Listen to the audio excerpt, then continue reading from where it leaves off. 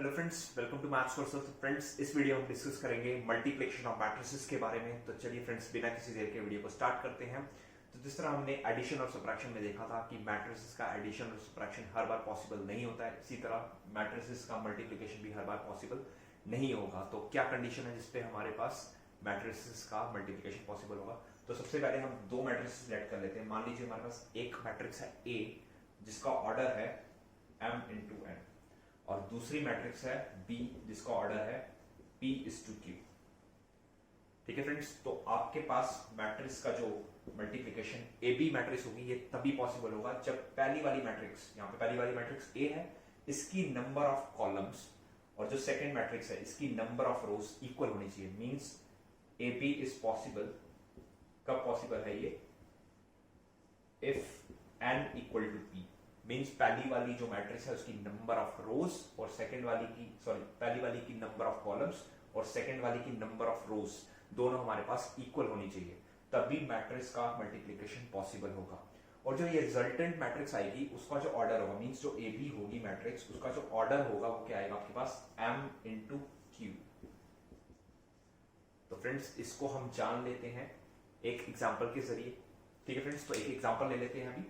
तो मान लीजिए हमारे पास दो मैट्रिक्स हैं, जिसमें से एक मैट्रिक्स है A जिसका ऑर्डर है 1 2 3 4 7 6, और B जो है हमारे पास मैट्रिक्स वो है हमारे पास 1 2 4 0 7 3। तो ये हमारे पास एक मैट्रिक्स आ गई है। ठीक है, तो इसका ऑर्डर देखिए, सबसे पहले क्या है? 2:3, और इसका ऑर्डर क्या है? 3:2। क्योंकि देखिए आपने यहाँ पे पहली वाली मैट्रिक्स की नंबर ऑफ कॉलम्स और सेकंड वाली की नंबर ऑफ रोज दोनों इक्वल है, इसलिए हमारे पास मैट्रिक्स का प्रोडक्ट ए बी क्या होगा? पॉसिबल होगा। तो चलिए अब देख लेते हैं ए बी निकालते कैसे। तो सबसे पहले आप मैट्रिक्स ड्रॉ कर लीजिए। ठीक है, याद रखिएगा पहली मैट्रिक्स की आपको नंबर ऑफ पहली रो लेनी है और इसकी कॉलम लेनी है। ठीक है, तो फर्स्ट एलिमेंट को फर्स्ट के साथ मल्टीप्लाई करना है। तो 1 1 सा 1। ठीक है, क्योंकि कॉलम अभी खत्म नहीं हुई है और भी हमारे पास है, तो क्या करना है आपने? नेक्स्ट रो भी खत्म नहीं हुई है, तो रो का सेकंड एलिमेंट और कॉलम का सेकंड एलिमेंट दोनों क्या आ जाएंगे? मल्टीप्लाई हो जाएंगे। 2 इंटू 4 क्या आ जाएगा? 8। इसी में ऐड करते रहना है क्योंकि आपने कॉलम चेंज नहीं की है। नेक्स्ट 3 इंटू 7 क्या बन जाएगा आपके पास? 21। देखिए यहाँ पे रो भी खत्म होगी और कॉलम भी खत्म होगी। ठीक है, तो अब कॉलम शिफ्ट हो रही है, इसलिए क्या होगा? रो तो वही रहेगी लेकिन कॉलम शिफ्ट होगी, इसलिए आपको नेक्स्ट प्लेस शुरू रहेगी। तो 1 2 सा, नेक्स्ट 2, नेक्स्ट 2 इंटू 0 0, 3 इंटू 3 9। ठीक है फ्रेंड्स, आपने रो 1 को दोनों कॉलम्स के साथ मल्टीप्लाई कर दिया, इसलिए रो 1 का खत्म हो गया। अब रो 2 पे आएंगे। जैसे रो 2 पे आएंगे तो आपकी रो भी चेंज हो जाएगी। ठीक है, अगेन रो 2 को कॉलम 1 के सारे एलिमेंट्स के साथ मल्टीप्लाई करेंगे। 4 1 सा 4, नेक्स्ट 7 4 सा 28, नेक्स्ट 6 7 सा 42। ठीक है फ्रेंड्स, तो कॉलम 1 होगी, नेक्स्ट कॉलम पे आ रहे हैं तो कॉलम चेंज हो जाएगी, रो वही रहेगी। 4 2 सा 8, नेक्स्ट 7 0 सा 0, नेक्स्ट 6 3 सा 18। तो नेक्स्ट फ्रेंड्स, इसको मल्टीप्लाई करके देख लीजिए आप। तो क्या, सॉरी ऐड कर लीजिए। 21 plus 8 29 plus 1 30, next 9 plus 2 11, then this one 42 plus 8 50, 52 70 74 हो जाएगा आपके पास ये, और 18 इंटू 8 दैट इज 26। तो ये आ गया हमारे पास ए बी।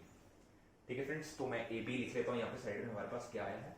ए बी की वैल्यू आई हमारे पास 30 74 11 एंड 26।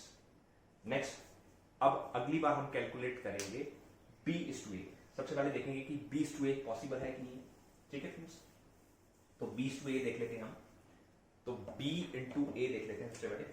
तो याद रखिएगा, जब भी B इंटू A करना है तो पहली मैट्रिक्स आपको कौन सी लिखनी है? B वाली पहले लिखनी है, तो वो है आपके पास 1 2 4 0 एंड 7 3। और A मैट्रिक्स क्या है? 1 2 3 4 7 6। देखिए पॉसिबल है कि नहीं मल्टीप्लिकेशन। इसका ऑर्डर क्या था? 3:2। इसका ऑर्डर क्या है? 2:3। क्योंकि इसकी नंबर ऑफ कॉलम, इसकी नंबर ऑफ रो क्या है? इक्वल है, इसलिए अगेन हमारा मल्टीप्लिकेशन ऑफ मैट्रिक्स पॉसिबल है। मींस BA जो है वो पॉसिबल।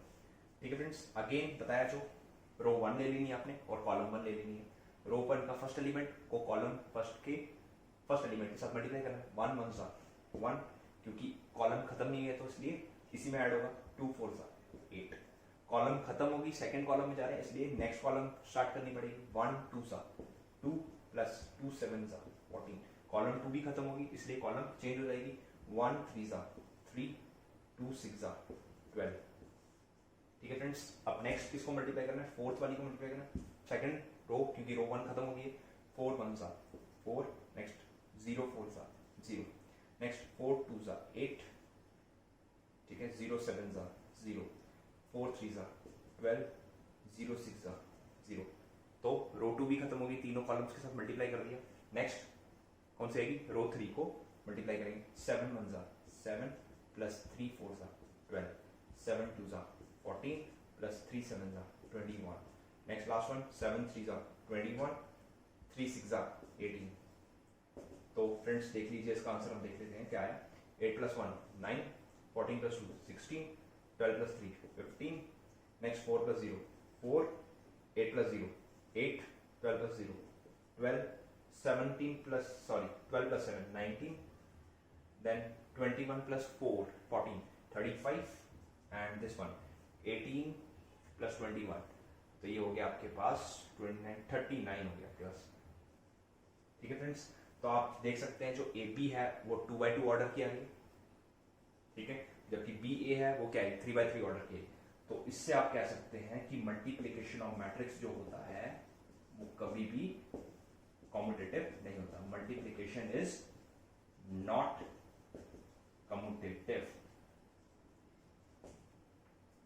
ठीक है फ्रेंड्स, तो कुछ और क्वेश्चंस करेंगे ताकि हमें मल्टीप्लिकेशन बिल्कुल ठीक तरीके से क्लियर हो जाए।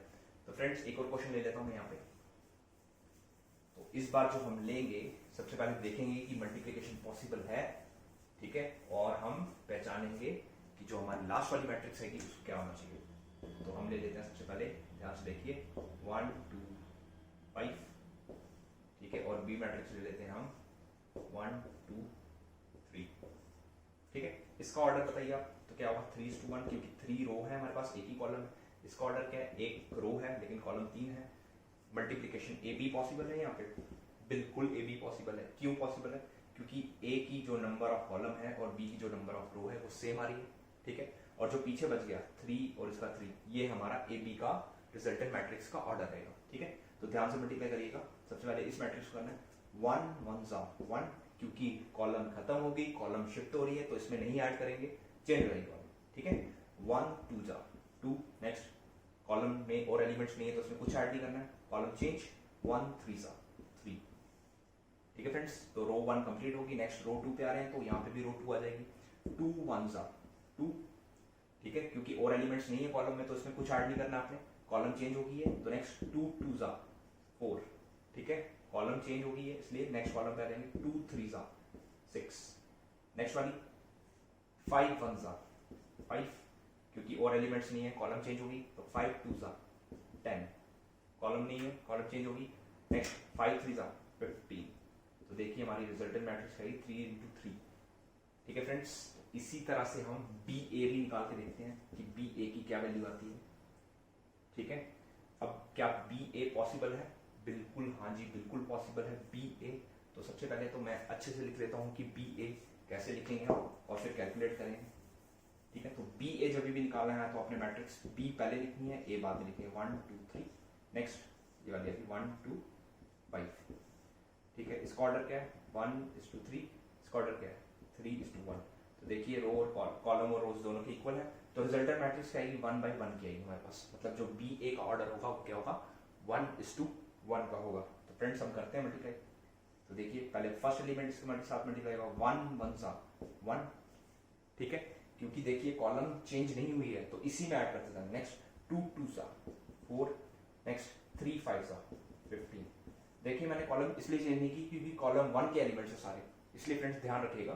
तो आंसर क्या आ गया हमारे पास 4 + 1 5, 5 + 5 15, दैट इज 20। तो बी ए आ गई हमारी ऑर्डर 1:1 की। फ्रेंड्स इस तरह से हम मल्टीप्लिकेशन ऑफ मैट्रिसेस फाइंड करते हैं, ठीक है फ्रेंड्स।